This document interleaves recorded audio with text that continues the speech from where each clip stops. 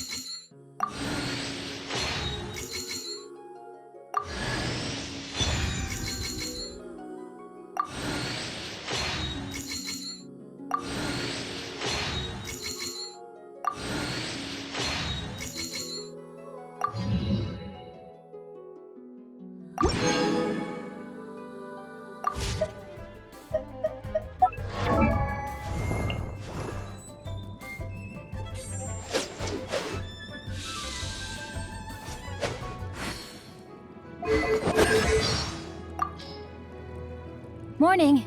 The morn hours are precious. Spend them on that.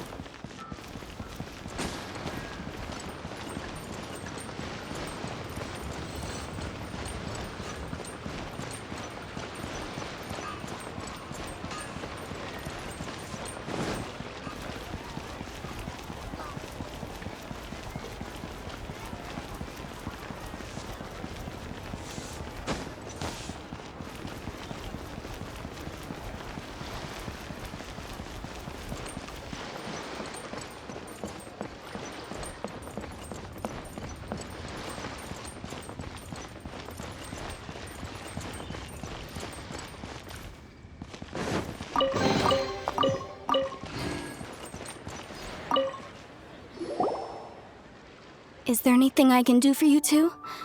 I'm afraid that Wangsheng funeral parlor isn't in the best state to receive guests. We've come to see Zhongli. Could you please tell him we're here? Unfortunately, Zhongli isn't here at the moment. It seems he went to Northland Bank. Doesn't the Northland Bank belong to the Fatui? Last time we saw Zhongli was before we went to the Golden House. Do you think he doesn't know about the attack on Liyue? Visiting the Fatui at a time like this could only mean more trouble. We had better go and make sure that everything is okay.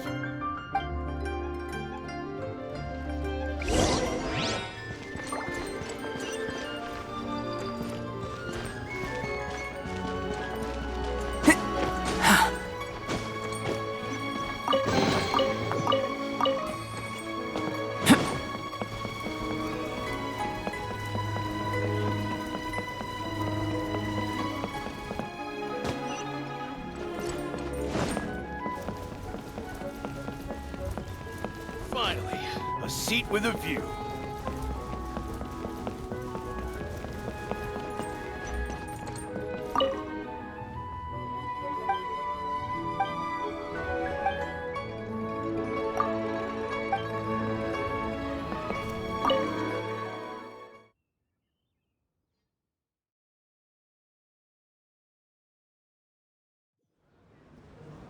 You call this cooperation between Harbingers?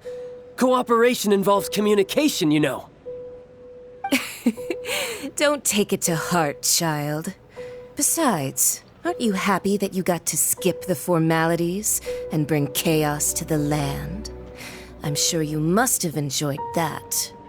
Oh, it seems that some of your friends have arrived. Hey, it's Zhongli and Childe. And you!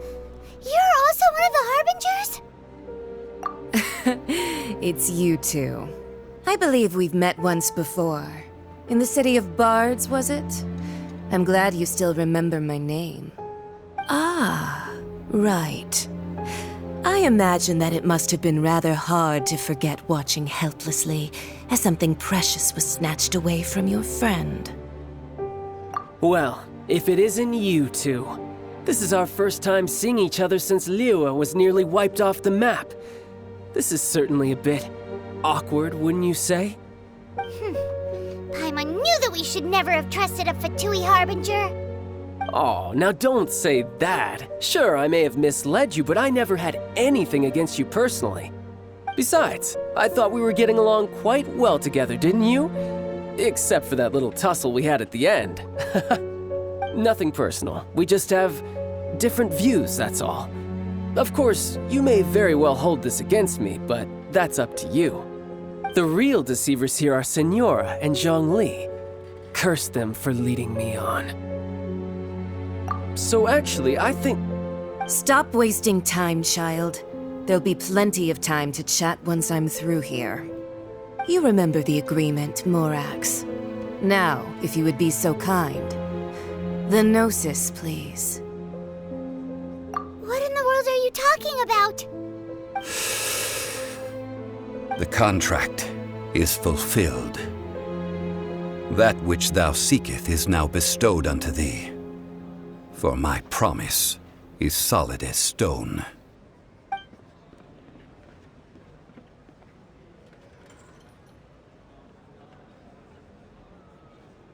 How sanctimonious.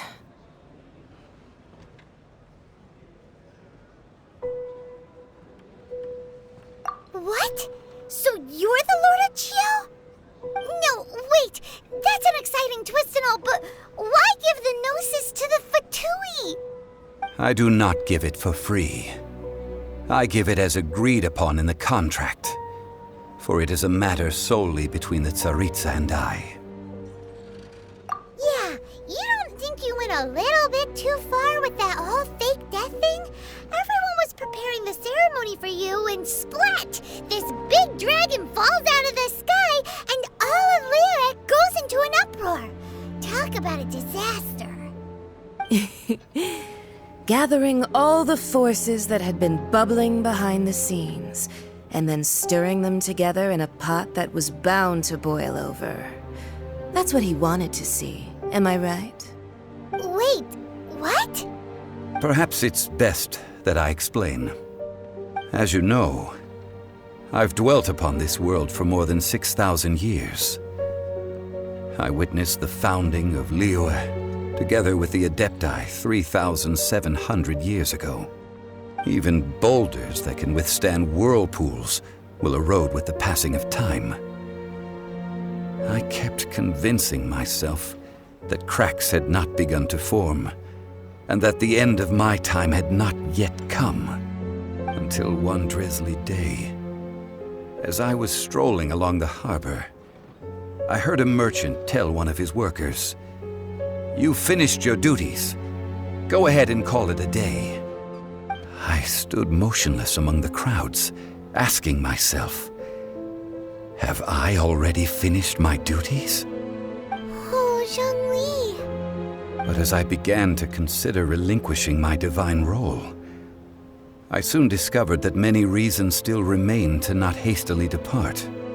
Was Liyue, the city I had dwelt in for so long, already prepared to enter its next age? I decided that a test was needed in order to reveal the answer. So I feigned my own death, and gathered the cast of Childe, the Adepti, and the Liyue Qixing to play their roles together on the stage that was Liyue. Indeed I was. The gnosis which I had kept for so many years suddenly seemed to have lost its meaning. That's right, which is why I continued to safeguard the gnosis until now. So you mean that if the chaos ever reached the point of no return, you would simply appear and use your divine powers to bring Liyue back under control? Of course, and it would have been all too easy for him too. Just as a child quickly matures after losing their parents, so has Liyue matured when faced with the death of its deity. I was pleasantly surprised with the finale of the show that you all put on. Why, you even deserved an encore. The Adepti deserve the greatest applause, considering their years of seclusion. They hardly recognized the city, yet faced with such a crisis, they exerted the greatest amount of restraint. Not only did they manage to cooperate with the Qixing, but in the end, they even tried to understand the heart of the people. And hats off to the emissary dispatched by the Cryo-Archon to fulfill our contract, Signora. She managed to keep everything she knew in strict confidence, far from the eavesdropping ears of her colleague Childe, just as I had requested. All the while, I carried on as Zhongli, and fulfilled the traditions of Liyue in this mortal form. Thank you for walking that path with me, traveler. These things were all a part of my script. The only unforeseen plot twist was the conduct of the Liyue Qixing. I had expected them to do no more than the Adepti, to come to the defense of Liyue. But when all was said and done, they seized the opportunity to supplant Liyue's divine protectors, and used the subsequent power vacuum left by my death to quickly gain complete control of Liyue. Huh? That doesn't sound good at all. On the contrary, I think it is excellent. I had always feared that it was too soon for them to take over from me, and it was also that which I longed for the most. As such, this is the best parting gift anyone could have given this god of old. Hey, what about me? Doesn't anyone feel the least bit of remorse for deceiving me? You've practically kept me in the dark. I think that thanks would be more appropriate. You certainly played no small part in all of this, wreaking havoc and turning the city upside down. The Lord of Geo ought to thank you for your performance, if anything. If you hadn't created the pressure of a battle between mortals, Adepti, and a god, the lump of coal resting in the hands of the Geo-Archon, Liyue, would never have been able to become a dazzling diamond of a city. Huh? Just whose side are you on, mocking me like that? Are you itching for a fight? Be that as it may, you've come out of this as the hero of Liyue. I, on the other hand, will be forever prescribed as a disturber of the peace, no? Well then, with the gnosis in my possession, I have no use for such idle chatter. We should return to Zapoljarny Palace and seek an audience with Her Majesty, the Tsaritsa. Come, child. Fine. I'll meet you there later. I'm not sharing a boat with the likes of you. Do as you wish.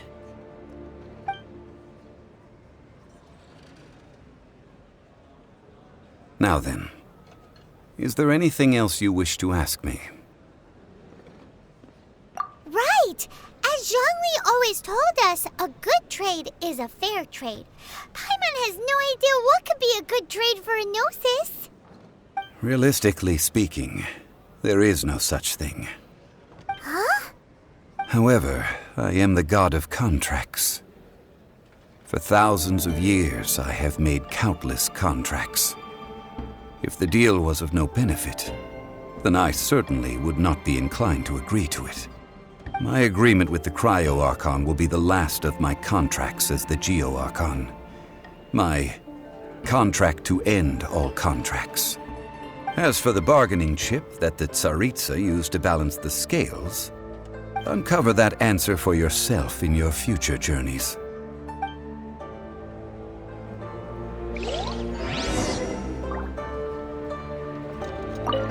Paimon can't absorb so much information at once. So, Zhongli, what sort of contract did you sign with the Cryo-Archon? Paimon's so curious.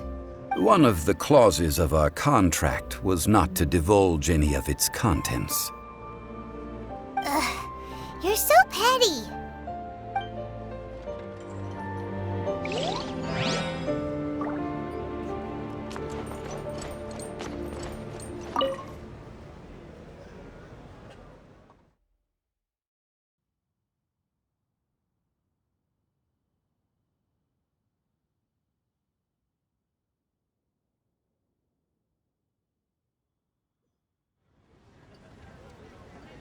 Today's the day of the rite of parting.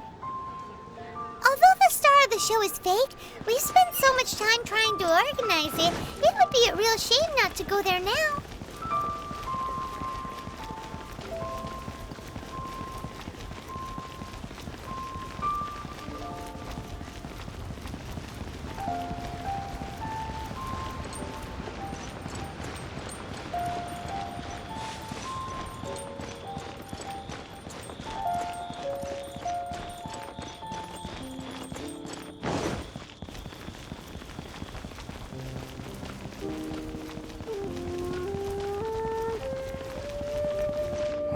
Well, since we're going through with this rite of parting, I guess it means that those rumors hit the nail on the head.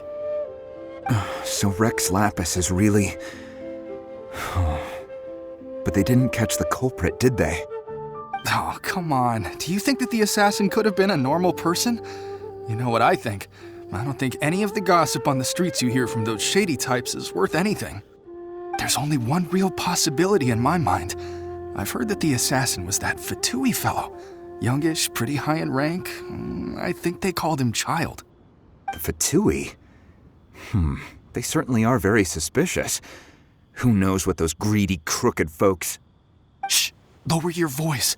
If the Fatui catch you in their sights, Rex Lapis won't be around to protect you this time.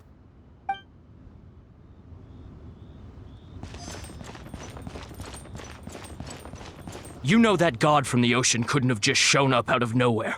I mean, it's been 2,000 years since Rex Lapis subdued it. Yes, and to think that this happened right on the heels of the incident with Rex Lapis, too. Say, do you think the person who assassinated our lord and released that evil god might have been one and the same? Now that you mention it, that's very possible. Yes, it's very possible indeed. I mean, it all fits together.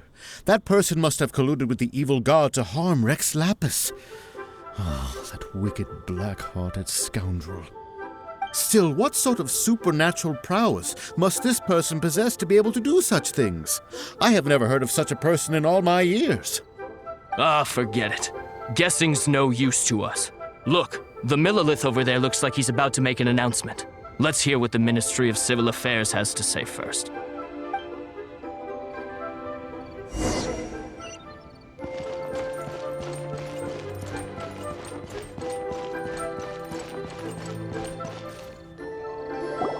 Hear ye all, the Qixing's words. Though a dragon soars ageless as the mountains, it too must return to dust. This is common knowledge. Gods and adepti live glorious lives, but both light and shadow have their season. So too must they face divinely appointed trials. Rumors and hearsay abound on the streets that Rex Lapis was murdered. Now, let the truth be revealed. Having been thwarted in his trial, Rex Lapis's soul has recouped the celestial heights. He beseeches the people of Liyue to grieve not and to let not their hearts be saddened. Nor are they to believe street-born rumors or indulge in baseless speculation.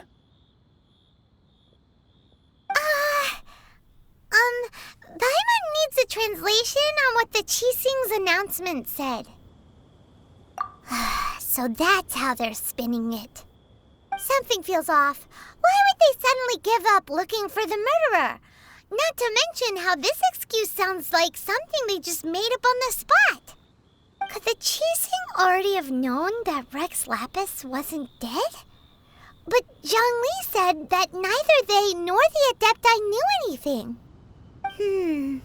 Did Zhongli tell them in secret after his gnosis changed hands? Exactly, right? Ooh, seems like the rite of parting has been going on for a while now. Let's go have a look.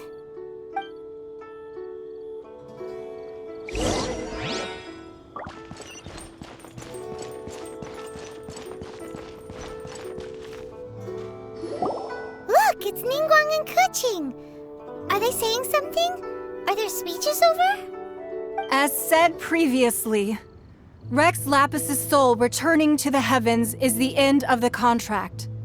And it is also the end of an era. 3,700 years of contracts burnt and reduced to ash. We, the people of Liyue, were indeed prosperous. But blinded by our prosperity, we forgot that time can be pitiless. The long, unending dream of our Archon walking among us. Now that we have awoken from our dream, we must learn to say farewell. Will you stand with us as we re-establish our contracts? As we build a new age of prosperity? So concludes the words of Her Eminence the Tianquan. Does Her Eminence the Yuheng have anything to add? Huh? Is she looking this way? Traveler. Yikes! She really is looking our way! Is that the traveler who they say defeated the ancient god? So young. The Liyue Qixing always repay their debts. And as you have heard, our eyes see far and our reach is long. Name your price. You deserve that much. Whoa!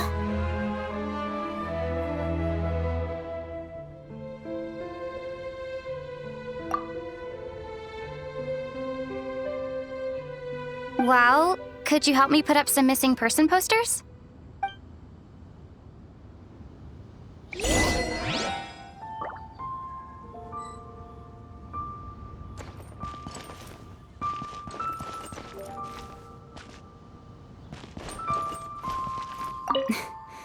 Why, you... Were you just trying to look cool earlier, or are you really that selfless? If you were looking for someone, you could have just told me that in private. Roping you in was possibly the most masterful move we could have made. I believe that future generations will say so too when our deeds come up for their review.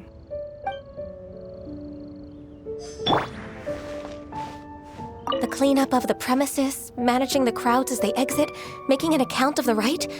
There's much that remains to be done. I didn't miss anything, did I?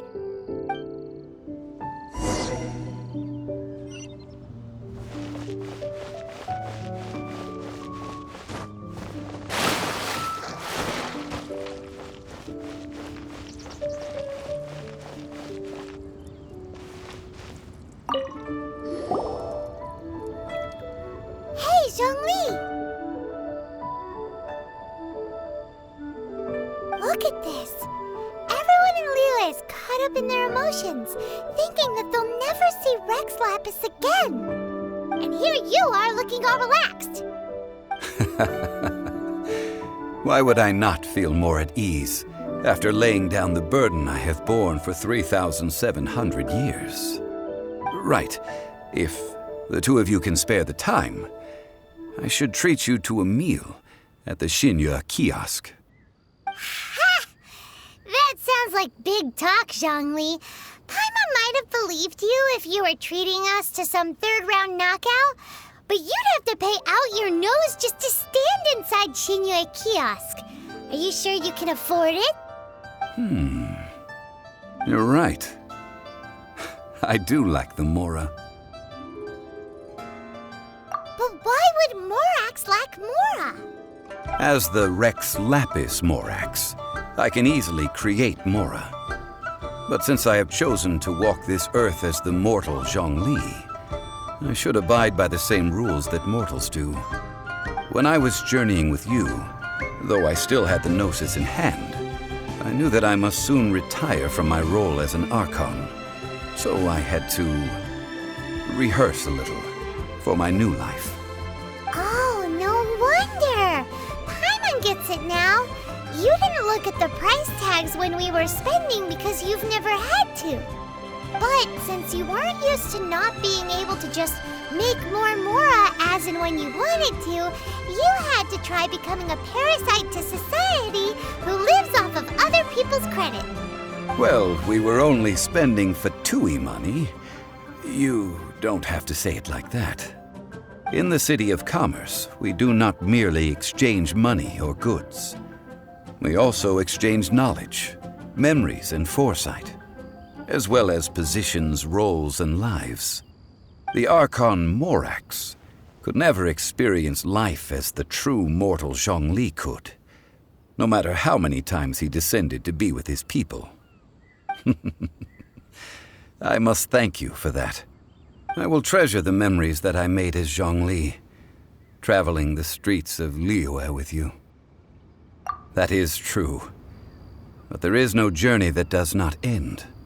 No meetings without partings. Paimon thinks that we should make a move and continue our search for the Seven. I fear that continuing your journey may be difficult. The nation that neighbors Liyue by sea, Inazuma, is presently closed. Yes, the nation has been closed by order of its deity, the Electro-Archon Ball. And just as the people of Liyue preferred to call me Rex Lapis, she too goes by another name among locals in Inazuma. Paimon thinks we've heard that one before. Raiden?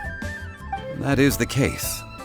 And since Raiden is also the shogun of the Inazuma Bakufu, people call her the Raiden Shogun. That said, though people at the wharf were saying that the situation in Inazuma is very tense, Paimon doesn't remember that always being the case. It wasn't that bad last year.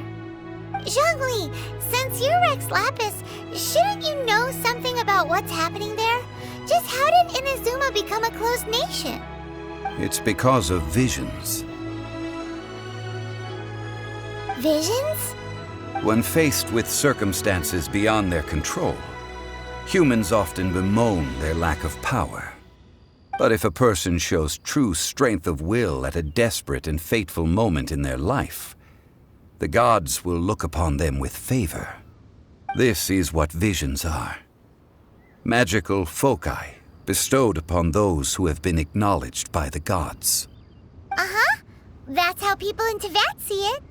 But starting from last year, the Raiden Shogun began promulgating the Vision Hunt Decree. Vision Hunt Decree? Yes. It was an order to seize all visions within Inazuma's borders, and to inlay them upon the hands of a statue of the 1,000-armed, 100-eyed god. They want to seize visions. But why? Aren't visions blessings from the gods? I should think that in the Raiden Shogun's eyes, it is precisely because they are divine blessings that they should be under the sole dominion of divinity. Whoa, that's harsh.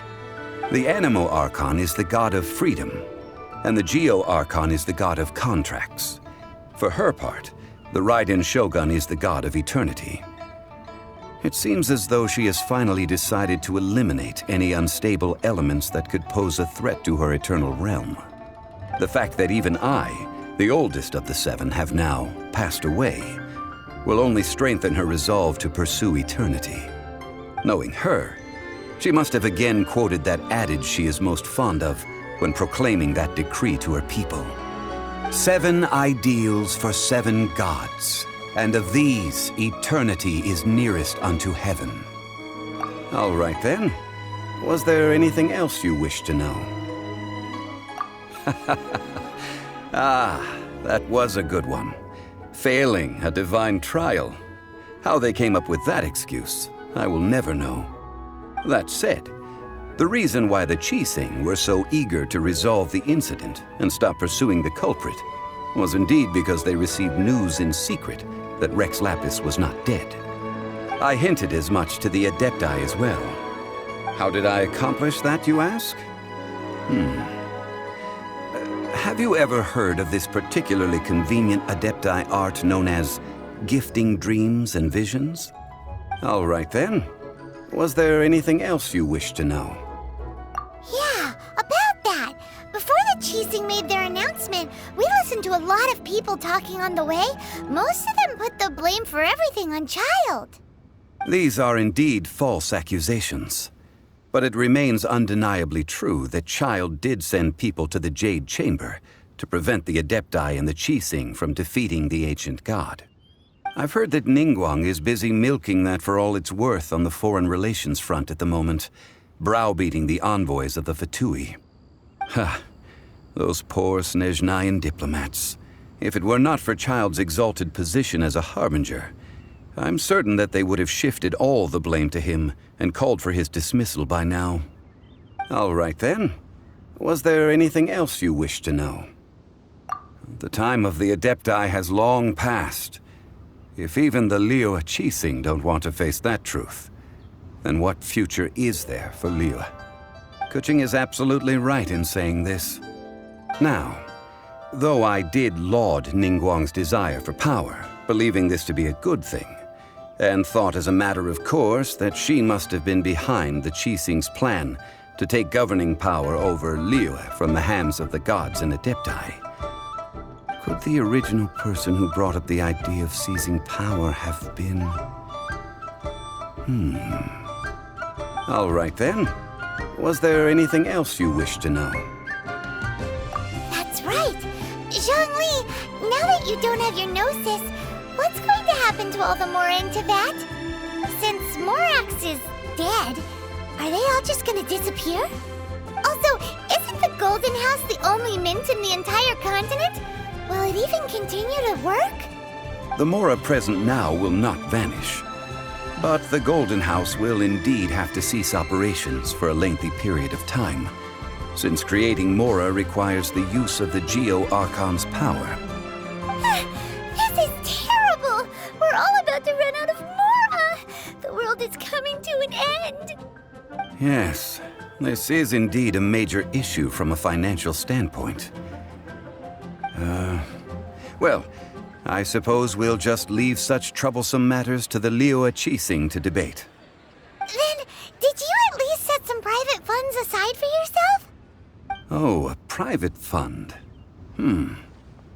This does seem like a good, logical, common-sense idea. It's a shame. What's a shame? It's a shame that I didn't think of it at the time. All right then. Was there anything else you wish to know? Well then, I suppose you'll have to find a way to get inside this closed nation. Have patience. I suspect that some serendipity must first come into play.